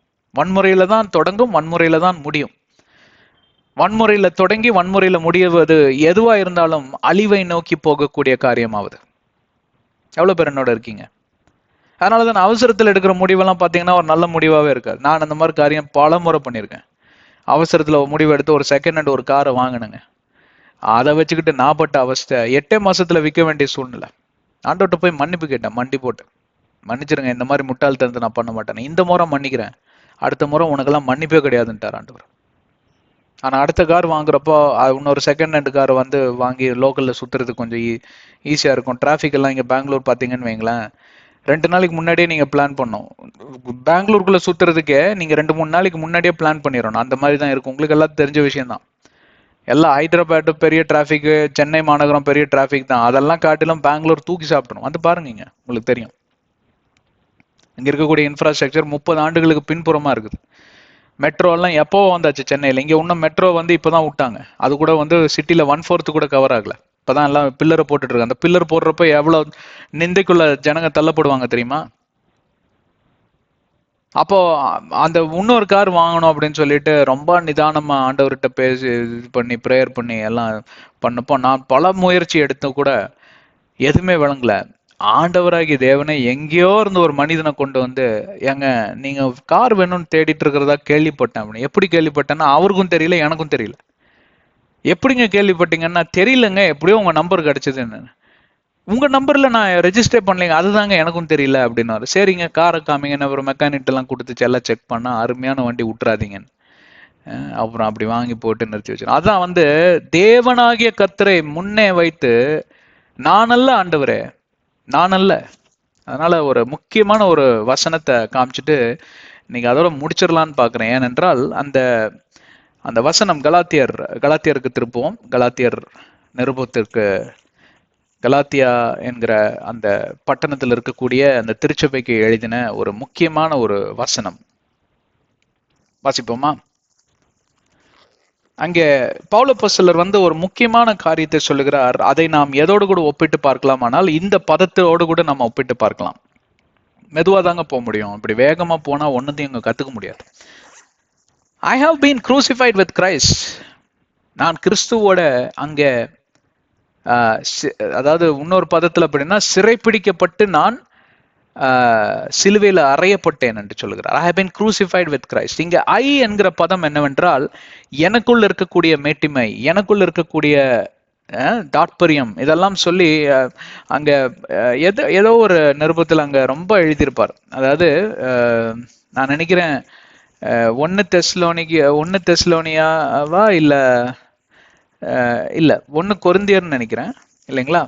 அதுல நான் ஒன்றும் இழைச்சவன் கிடையாது, நான் 8வது நாள் விருத்த சேதனை பண்ணப்பட்டவன், நான் பெரிய குடும்பத்துல வளர்ந்தவன், எங்க குடும்பத்துல இருக்கிறவங்க எல்லாம் வந்து இந்த மொழியை பேசுறவங்க, நாங்கெல்லாம் யூதர்கள், நான் எந்த விதத்திலையும் செலைச்சவன் கிடையாது அப்படின்னா என்னன்னு கேட்டா, அதாவது அந்த தற்பெருமையிலேயே வாழ்ந்த ஒரு மனிதன் நம்ம பவுலப்போஸ்தலர். அத மிக அழகாக, எவ்வளவு தாழ்மை பாருங்க. அவர் வந்து அவ்வளோ பெரிய ஒரு அப்போஸ்தலர் ஆகி இதெல்லாம் சொல்ல வேண்டிய அவசியமே கிடையாது. அவர் பெரிய லெவலுக்கு போயிட்டார். கர்த்தர் அவரை எங்கேயோ எடுத்துட்டு போயிட்டார். அவர் நடந்த இடத்துல எல்லாம் அற்புதம், 3ஆம் வானம் வரைக்கும் எடுக்கப்பட்ட ஒரு பெரிய பரிசுத்தவான். யாருக்கும் கிடைக்காத ஒரு ஸ்லாக்கியம் இவருக்கு கிடைத்ததாக அந்த அந்த காரியத்தை எல்லாம் நம்ம 2 கொரிந்தியர் 12வது அதிகாரத்துல எல்லாம் வாசிக்கிறோம். அப்படிப்பட்ட ஒரு பவுலப்போஸ்தலர் வந்து தன்னை குறித்து அங்கே எழுதுகிறார். அந்த அந்த வசனம் எனக்கு வந்து சரியாக ஞாபகத்துக்கு வரல. அது கண்டிப்பா வந்து வேதாகமத்தில் இருக்கு. அதுல உங்களுக்கு எந்த டவுட்டும் வேண்டாம். ஏதோ ஒரு நிருபத்துல தான் அதுல எழுதி வச்சிருக்காரு. நான் உங்களுக்கு அடுத்த முறை வருகிறப்போ அதை நான் சொல்லுகிறேன். 8வது நாளில நான் விருத்த சேதனம் பண்ணப்பட்டேன். நான் இப்படியாக இந்த காரியங்கள் எல்லாம் நான் வந்து கமாலியல் பாதப்படியில உட்காந்து நான் படித்தேன் அப்படின்னா கோல்டு மெடலிஸ்ட் அவர். அவங்க தான் வந்து கிட்ட உட்காந்து படிக்க முடியும், அந்த மாதிரி காரியத்துல ஈடுபட்டவர். அப்புறம் பாத்தீங்கன்னா நிறைய காரியங்கள் எல்லாம் சொல்லுவார். அதோட கூட பாரம்பரியம் என்ன சொல்லுகிறது என்றால், பவுலப்போஸ்தலர் வந்து மிக பணக்கார குடும்பத்துல பிறந்தவர். அவருடைய ஷேர் மட்டும் பாத்தீங்கன்னா ஏறத்தாழ 5000 கோடி இந்தியன் ருபீஸ் இன்னைக்கு தேதியில. அப்படின்னா அந்த காலத்துல அவ்வளவு பணத்தை வச்சு அவர் ஒரு தேசத்தையே விலைக்கு வாங்கியிருக்க முடியும். அதெல்லாம் எனக்கு வேண்டாம் அப்படின்னு சொல்லிட்டு மிக வைராகியம் படைத்த மனிதனாய் ஆண்டவருக்கு என்ன சேவை செய்யலாம் என்று சொல்லி அவருடைய எண்ணம் சரியான எண்ணம் தான். ஆனால் சென்ற வழியும் அவர் கையாண்ட முறையும் பார்ப்பீர்களானால் இயேசு கிறிஸ்துவுக்கு எதிராய் மாறிவிட்டது. அதையெல்லாம் தெரியாமலே ஒரு மதிகெட்டவனாய் நான் வாழ்ந்து வந்தேன் அப்படின்னு அங்க சொல்லக்கூடிய காரியமாவது. அப்போ அதையெல்லாம் நினைவில் வைத்து அதோடு கூட ஒப்பிட்டு பார்த்துதான் I have been crucified with Christ. நான் என்கிற மேட்டிமை படைத்தவன். நான் எவ்வளவு பெரிய ஆள் தெரியுமா? அப்படிப்பட்ட மேட்டிமை படைத்தவர் தான் நம் பேதுருவும் தான். நான் இங்க நிக்கிறேன், என்னை மீறி வந்து நீ அரெஸ்ட் பண்ணிருவியா, கைது செஞ்சிருவியா, வச்சு போடுற கையை அப்படின்னா கையை வச்சான், எடுத்தான் கத்தி எடுத்து ஒரே வீசினான். அவன் தலைக்கு தான் எய்ம் பண்ணி வீசினான். அவன் எய்ம் எப்படி இருந்திருக்கு பாருங்க, அவன் மீன் வெட்டுறவன் இல்லையா. அவன் மிஸ் ஆகி அவன் காதை சீவிருச்சு, காது பாட்டுக்கு பிஞ்சு கீழே விழுந்துருச்சு. ஏசு கிறிஸ்து உடனடியாக அங்க இடைப்பட்டு வாள் எடுப்பவன் வாளாலே மறித்து போவான், முதல்ல வெய்யாத உள்ள அப்படி. எனக்கு தெரியாதான், நான் கட்டலட்டா அவங்க 2000 தூதர்கள் வந்து 6000 தூதர்கள் வருவாங்க, 12 லெஜியான் வந்து இறங்குவாங்க அப்படின்னு ஒரு எண்ணிக்கை தராரு. தேவைப்பட்ட பரலோகமே இறங்கி நிற்கும். நீ என்ன பெரிய இவனாட்ட எடுத்து நிக்கிற, நீ இந்த வாளெல்லாம் எடுத்து பிடிச்சவன் தான். யோசுவா முன்னாடி நின்னது நான் தெரியுமா, கமாண்டர் ஆஃப் கிரேட் ஆர்மி. அதான் அவர் சொல்றாரு. ஏசு கிறிஸ்துவ ஒரு பெரிய போர் வீரன், பல யுத்தங்களை பழைய ஏற்பாடுல செய்தவர், தன்னை வெளிப்படுத்தி காட்டினவர், மறுபடியும் இறங்கி வந்து யுத்தத்தை செய்வார், ஆர்மகதான் யுத்தத்தை செய்வார். இதெல்லாம் உனக்கு தெரியாது, கீழே வைடா அப்படின்ட்டார். எடுத்து அவன் காதை ஒட்ட வச்சு ஒரு அற்புதத்தை செய்து, வாங்கப்பா நான் தான், அரெஸ்ட் பண்ணுங்க அப்படின்ட்டார். ஆக பேதுரு பார்ப்பீங்களானால் அப்படிப்பட்ட மேட்டிமை படைத்தவர் தான். முந்திரி கொட்டை எல்லாத்துலயுமே நான் வந்து நிக்கிறவன். நிறைய பேர் அப்படித்தான் பாருங்க. என்னை கேட்டுக்கொண்டிருக்கிற அன்பு சகோதர சகோதரிகளை தவறாக நினைத்துக் கொள்ள வேண்டாம். முதல்ல நான் யோசிக்கிட்டோம், தவறு கிடையாது. ஆனால் உங்க ஆலோசனை அல்ல, தேவனுடைய ஆலோசனையே பிரதானம் என்று சொல்லி உங்க ஆலோசனை நீங்க செய்து உங்களுக்குள்ளாக ஒரு தீர்மானத்துக்குள் வந்து அது ஆண்டவரிடம் போய் ஒப்பு கொடுக்க வேண்டும். அப்பதான் அது விளங்கும். ஏன் அவருக்கு பிரதானமான ஒரு ஆலோசனை, அவருக்கு பிரதானமானவன் ஒருவனும் கிடையாது, அவர் ஆலோசனைக்கு மேலான ஆலோசனை ஒன்றும் கிடையாது, அவருக்கு மேல ஞானம் படைத்தவன் ஒருவனும் கிடையாது, அவருடைய ஞானத்துக்கு ஒப்பிட்டு பார்க்கக்கூடிய ஞானம் இந்த உலகத்தில் இருந்ததாக சரித்திரமே கிடையாது, கிட்டே வர முடியாது. அவருடைய படைப்புகள் எல்லாம் அற்புத புயங்கள் என்று சொல்லி நம்ம பார்க்கிறோம். படைப்புகள் பார்ப்பில்லானால் சில ஆயிரங்கள் தான். அதுல இருக்கக்கூடிய ஸ்பீசிஸ் என்று சொல்வார்கள், ஒவ்வொன்றிலும் பல ரகங்கள், பல வகைகள், அது பல லட்சங்கள், 8 மில்லியன் ஸ்பீசிஸ் இருக்குங்களாங்க. 8 லட்சம் ஸ்பீசிஸ் இருக்குது, அவ்வளோ வகைகள் இருக்குது. மாடு அப்படின்னு தான் உங்களுக்கு தெரியும். மாடுல எத்தனை வகைகள் இருக்கு தெரியுமா? ஆயிரக்கணக்கான மாடு வகைகள் இருக்கு. ஆடு அப்படின்னு பார்த்தீங்கன்னா விதவிதமான ஆடுகள் இருக்கு. பறவைகள், பூச்சிகள், மற்றும் கீழே ஊறி செல்லக்கூடிய காரியங்கள். கேட் அப்படின்றால் கேட் ஃபேமிலி, பிக் கேட்டுமா ஸ்மால் கேட்டுமா, அதெல்லாம் கேட் ஃபேமிலி. பூனை, மியா கூட்டம். அப்படி ஆண்டவருடைய ஞானத்தை வந்து நீங்க ஒப்பிடவே முடியாது. அதை you can contain God's wisdom, ஆங்கிலத்துல நல்லா வருது. அது ஒரு பாத்திரத்துல அப்படி பிடிச்சி வச்சு இவ்வளவுதான் ஆண்டவருடைய ஞானம் அப்படின்னு யாருனாலையும் சொல்ல முடியாது. அவர் நான் என்று சொல்லுவதற்கும் நான் யார் என்று சொல்லி ஒரு மனிதன் சொல்லுவதற்கும் எப்படிப்பட்ட வித்தியாசம் இருக்குன்னு நீங்களே யோசிச்சு பார்த்துக்கோங்க. எவ்வளவு பேர் என்னோட இருக்கீங்க? இப்படிப்பட்ட ஒரு மேட்டுமையான வாழ்க்கை வாழ்ந்தவர் தான் இந்த பவுலும் பேதுருவும். கடைசி காலங்களில் அடி வாங்கிட்டு ஜெயில மனுஷன் படுத்து தூங்கிட்டார். ஆடப்போ இவ்வளவுதான வாழ்க்கை. கிறிஸ்து யார்? பேதுரு தட்டி எழுப்புறான், தட்டி எழுப்புறாரு வந்து ஒரு தேவ தூதர், எந்திரா அப்படின்னு சொல்லி நல்லா தட்டி எழுப்பியிருக்கான். சைட்ல தட்டி மிதிச்சு எழுப்பியிருப்பாங்கன்னு நினைக்கிறேன். எப்படிப்பட்ட மனுஷன் எப்படி ஆயிட்டாருன்னு கேட்டா, நான் இங்க மறிச்சாலும் எனக்கு கவலையே கிடையாது, நான் ஒரு காலங்களில நானாக வாழ்ந்தேன், இப்போ நான் வாழ்வது நான் அல்ல. அதுதான் பாருங்க, அங்கதான் வரோம். இப்போ it is no more I who live, என்னுடைய சுய மேட்டிமை அல்ல, இனி வாழ்வது நான் அல்ல, என்னுடைய பெருமை அல்ல, என்னுடைய தாற்பயம் அல்ல, என்னுடைய சுய பெருமை அல்ல, என்னுடைய சுயாதீனம் அல்ல. It's not my self will, self desire. அதற்கு நான் பாத்திரவான் தான். நான் நல்லா படிச்சிருக்கேன், நல்ல வேலைக்கு போறேன், கை நிறைய சம்பாதிக்கிறேன், அழகான மனைவி, அழகான குடும்பம், அருமையான பிள்ளைகளும் ஃபர்ஸ்ட் ரேங்க் எடுக்கிறாங்க, நல்ல வீடு, பங்களா, வசதி, அது இது எல்லாம் இருக்கு, நல்ல உடல் ஆரோக்கியம், சுகம், பலன், ஓடி உழைப்பதற்கு. ஆனாலும் பார்ப்பீங்களானால் சில சகோதரர்கள், ரொம்ப ரொம்ப குறைவான சகோதரர்கள் தான் நான் என் லைஃப்ல நான் பார்த்துருக்கேன். ரொம்ப, அதாவது விரலூட்டு எண்ணல, ஒரு 4-5 பேர் தான், அது கூட இல்லைன்னு நினைக்கிறேன். ஒரு 2-3 பேர் தான் என் ஞாபகத்துக்கு வராங்க. அவ்வளவு தாழ்மையா இருப்பாங்கங்க, என்னால வந்து நம்பவே முடியாது. அவங்க கிட்ட நான் போய் கேட்டதும் கிடையாது. ஏன்னா கேட்ட பிறகு அவங்களுக்கு ஒரு சந்தேகம் வரும், அப்படியா அப்படின்னு. அதுவே அவங்களுக்கு வந்து அழிவுக்கு ஒரு ஏதுவான. அப்போ நம்ம தாழ்மையா இருக்கிறேன்னு சொன்னாலே ஒரு பெருமை வந்துருமோன்ற பயத்தில் நான் சொல்லாமே இருந்துருவேன் நான். ஆனா அவருக்கு ஆண்டவரை நன்றி சோத்தரிப்பேன். நான் ரொம்ப பெருமைப்படுவேன், அவங்கள மாதிரி இருக்கணும் அப்படின்னு கூட நான் யோசிப்பேன். ரொம்ப, அதாவது நான் நல்லங்க, இதெல்லாம் என்னங்க ஒரு நாள் வந்து நான் விட்டுட்டு போறேன். எவ்வளவு பெரிய பேர் புகழ் அடைந்த பெரிய ஸ்டாருங்களா இருக்காங்க, ஹீரோஸ், இந்த படப்பிடிப்புலாம். இந்த சின்னதா இப்பதான் வளர்ந்துட்டு வருவான் பாருங்க, அவன் பண்ற சேட்டை தான் பயங்கரமா இருக்கும். அந்த லெவலுக்கு வளர்ந்து நிப்பான் பாருங்க, பெரிய அரசியல்வாதி, பணக்காரன், பிசினஸ் மேன், அவங்க எல்லாம் பாத்தீங்கன்னா எல்லாத்தையும் பார்த்துட்டு வந்து அவங்களுக்கு சலிச்சு போயிருக்கும், என்னடா அது அப்படின்னு. பப்ளிக் அப்பியரன்ஸே இருக்காது அவங்களுக்கு. பப்ளிக்ல வந்து உட்காந்து பேட்டி கொடுக்கறது, இது அதுன்னு ஏதாவது வாயை வச்சு உளறிட்டு இருக்கிறது, இதெல்லாம் அவங்க கலந்துக்கவே மாட்டாங்க. ஏன்னா அதெல்லாம் பார்த்தாச்சு அவங்க. அதுக்கு பேர் தான் தாழ்மை. அதற்கு பேர் தான் என்ன சொல்றது கேட்டா தன்னுடைய அடக்குமுறை என்று சொல்லலாம். அதாவது உங்களுடைய மேட்டிமைகள் எல்லாம் நீங்க அடக்கி வாழ்வதில்லை, அதையெல்லாம் விருதா என்று எண்ணிக்கொள்வது, அதெல்லாம் வேஸ்ட்டுங்க. அதெல்லாம் ஒண்ணுமே கிடையாது. ஏன்னா அதெல்லாம் பார்த்துட்டு வந்த பார்க்குற வரைக்கும் அவனோட இருதயத்துல குத்திக்கிட்டே இருக்கும். ஒரு தடவையாவது அந்த ஜெட்டில் போகணும், ஒரு தடவையாவது இந்த ஃப்ளைட்ல போகணும், ஒரு தடவையாவது அந்த ராக்கெட்ல போகணும், ஒரு தடவையாவது சந்திரமண்டலத்துக்கு போயிட்டு வரணும். அதாவது பார்க்க கூடாததுதான் என்னையும் உங்களையும் பார்ப்பீர்களானால் அந்த மேட்டிமை அடையும்படி தள்ளக்கூடிய காரியம் ஆவது. ஆனால் அதை பார்த்துவிட்டு நாம் வந்தோமானால் நமக்கு அதெல்லாம் ஒன்றுமே தெரியாது. அதையெல்லாம் யுகம் யுகமாக ஆளுமை செய்து பார்த்தவர் தான் தேவனாகிய கர்த்தர். அவர்தான் ராஜாதி ராஜா, கர்த்தாதி கர்த்தர். இதை எவனுமே சொல்ல முடியாது, எந்த மனிதனும் சொல்ல முடியாது. ஆனா கடவுளுக்கு மேல என்ன பேச்சு பேசுது தெரியுமா இன்னைக்கு உலகம்? இவ்வளோண்டு சாதனை பண்ணிட்டு ஓன்னு அலறக்கூடிய கூட்டங்கள் தான் இன்னைக்கு அநியாயம். அப்படிப்பட்ட ஒருவனா இருந்தவர் தான் இந்த பவுல் அப்போஸ்தலர். அவர் என்ன சொல்றாரு? It is no longer I who live. அதாவது நான் மரித்து விட்டேன், but Christ lives in me.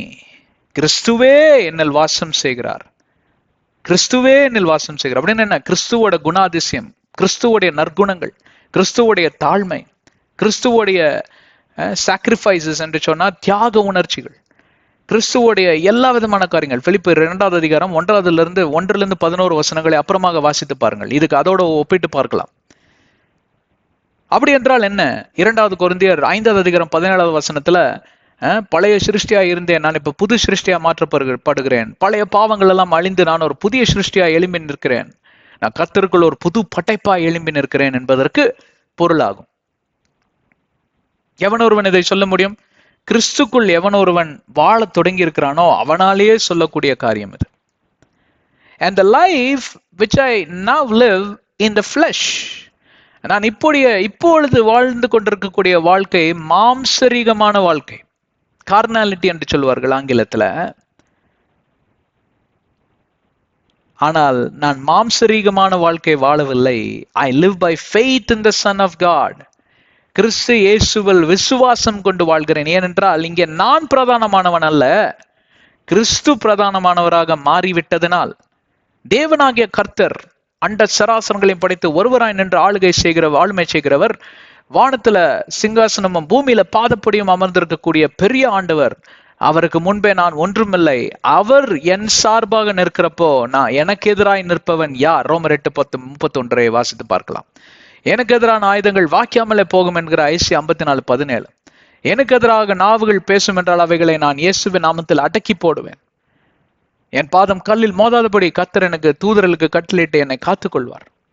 பார்ப்பீங்களானால் இங்கே நான் என்கிற மேட்டிமை போய் இங்கே கர்த்தர் கர்த்தர் கர்த்தர்னு வரக்கூடிய வசனங்களை தான் உங்களுக்கு போதித்து சொல்லி கொண்டு வருகிறோம். இப்படி இருக்குதுங்களா உங்க நடைமுறை? இப்படி இருக்குங்களா உங்க சிந்தனை? அப்படிப்பட்ட சிந்தை படைத்தவர் பவுல் அப்போஸ்தலர் கிடையாது. மனமேட்டிமை உடைய ஒரு ஆளாக இருந்தவர் இப்படியாக தன்னுடைய வாழ்க்கையை மாற்றக்கூடிய அந்த நிலைமைக்கு தள்ளப்பட்டது கிறிஸ்து இயேசுவில் அவர் மறுபிறப்படைந்ததுதான். I live by faith in the Son of God who loved me and gave himself for me. அவர் தன்னையே எனக்கு தந்திருக்கிறார். அப்படிப்பட்ட தெய்வத்தை நான் ஆராதிக்கிறேன், நேசிக்கிறேன். பிரதான ஸ்தானத்தை அவருக்கே நான் தருகிறேன். நான் அல்ல, எனக்குள்ள வாழ்கிற கிறிஸ்துவே என்னில் வாழ்ந்திருக்கிறார். நான் மரித்து விட்டேன், பழையவைகளுக்கெல்லாம் நான் மரித்து விட்டேன். அதனாலதான் 2 கொரிந்தியர் 5:17 உங்களுக்கு நான் சொன்னேன். பார்ப்பீர்களா? இப்போ இங்க திரும்பி போலாமா? இன்னைக்கு எவ்வளவுதான் பிரசங்கம் இன்னைக்கு. And behold I myself. ஏன்னா இதெல்லாம் ரொம்ப முக்கியமான ஒரு பதங்கள்ங்க. இந்த சில பதங்களை வச்சு நிறைய வால்யூம்களை எழுதியிருக்கிறாங்களாம் வேத பாரகர்கள், ரிசர்ச் பண்ணி எழுதியிருக்காங்க நிறைய. அதெல்லாம் இங்க வந்து உங்களுக்கு எளிதாக உங்களுக்கு நாங்க சொல்லி தந்துட்டு வரோம். And behold, ஆதனால் நானே கூறுகிறதாவது, நானே இங்க எழுதி உங்களுக்கு கொடுத்த அந்த காரியமாவது அப்படின்னு ஆண்டவராகிய தேவன் சொல்லக்கூடிய இந்த காரியத்தை நீங்கள் புரிந்திருப்பீர்கள் என்று நம்புகிறோம். இந்த நாளில கூட என்னை கேட்டுக்கொண்டிருக்கிற பிரியமான சகோதர சகோதரிய, உங்களுக்குள் இருக்கக்கூடிய மனமேட்டிமையை தயவு செஞ்சு உதறி பின்புறமாக தள்ளிவிட்டு முன்பே கிறிஸ்து இயேசுவின் தியாகத்தையும் அவருடைய சிலுவையின் தியாகத்தையும் நீங்க வைத்து இப்படியாக நீங்க ஒவ்வொரு நாளிலும் ஆராதித்து தியானிக்கிறப்போ உங்களுக்குள்ள ஒரு மனமாற்றம் ஏற்படும், மறுபிறப்பு ஏற்படும். Let there be transformation and renewal of mind. 12:1-2 ரோமர். அது உங்களில் நிறைவேறும். புதிய சிருஷ்டிகளாக மாறுவீர்கள். உங்கள் சூழ்நிலை மாறும், வாழ்க்கை மாறும், உங்களுடைய சிந்தை மாறும், நடைமுறை மாறும். ஆண்டவர் உங்களை ஆசீர்வதிக்கட்டும். சிரங்களை தாழ்த்தி கண்களை மூடி நாம் தேவனை நோக்கி பார்ப்போம். அன்பின் பிதாவை உம்மை துதிக்கிறோம், ஆராதிக்கிறோம், மகிமைப்படுத்துகிறோம். இந்த அருமையான வேலைக்காய் நன்றி. எங்களுக்கு எவ்வளோ காரியங்களை வெளிப்படுத்தினீர். நீரே பிரதானமானவர். உம் கரங்களில் எங்களையும் எங்கள் குடும்பங்களையும் உடைமைகளையும் யாவற்றையும் ஒப்பு கொடுத்து நாங்கள் ஜெபிக்கிறோம். எங்களை வழிநடத்தும் பொறுப்படுத்திக் கொள்ளும். இயேசுவின் நாமத்தில் ஜெபிக்கிறோம் ஜீவனுள்ள நல்ல பிதாவே, ஆமன். கர்த்தர் உங்களை ஆசீர்வதிக்கட்டும். தெரிஞ்சவங்களுக்கெல்லாம் ஷேர் பண்ணுங்க. நீங்களும் எங்க சேனலுக்கு சப்ஸ்கிரைப் பண்ணுங்க. எல்லா மெசேஜஸ்க்கும் நோட்டிஃபிகேஷன்ஸ் வரும், ஒரு பெல் அடிக்கும், மறந்துடாதீங்க. அந்த பெல்லு நீங்க கேட்குற கடைசி பெல்லாக கூட இருக்கலாம். யாருக்கு தெரியும், நாளைக்கு காலையில் நீங்க எந்திரிப்பீங்களான்னு உங்களுக்கே தெரியாது. இந்த ஒரு காரியம் உங்களுடைய உடலை விட்டு இருதயத்தை விட்டு மாறணும், வெளியேறணும்னு சொல்லி ஆண்டவர் நினைத்திருக்கலாம். அதனால இந்த மெசேஜ் யாரோ உங்களுக்கு ஒருத்தர் யாருக்கோ பேசினதில்ல, உங்களுக்கு பேசினதா கூட இருக்கலாம்.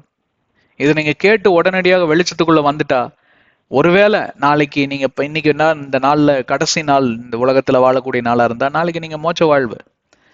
அதனால எதையுமே லைட்டா எடுத்துக்காதீங்க, எல்லாமே கொஞ்சம் சீரியஸா எடுத்துக்கோங்க லைஃப்ல. தெரிஞ்சவங்களுக்கெல்லாம் ஷேர் பண்ணுங்க. வாட்ஸ்அப் ஸ்டேட்டஸ், நீங்க கண்டு ரசித்த காரியங்கள் பிறரும் ஆண்டவரை கண்டு ரசிக்கணும். ரசிப்பதை விட அந்த அந்த என்ன சொல்றது, let there be also light in their life. அவங்க வாழ்க்கையிலும் வெளிச்சம் ஏறட்டும், உதயமாகட்டும். உலகத்தில் அழிந்து போற ஆத்துமாக்களுக்கு ஜெபம் செய்யுங்க. எல்லா ஊழியக்காரர்களுக்கும் ஜெபம் செய்யுங்க. எங்க ஊழியத்துக்கும் எனக்கும் ஜெபித்துக் கொள்ளுங்க. பேசியர் 6:18, கொலோசியர் 4:3 அதைத்தான் சொல்லுகிறது. உங்களுக்கு ஜெப தேவைகள் இருந்தால் யாரிடமும் செல்லாதிருங்கள், தேவனிடம் சென்று இயேசுவின் நாமத்தில் மன்றாடுங்கள்.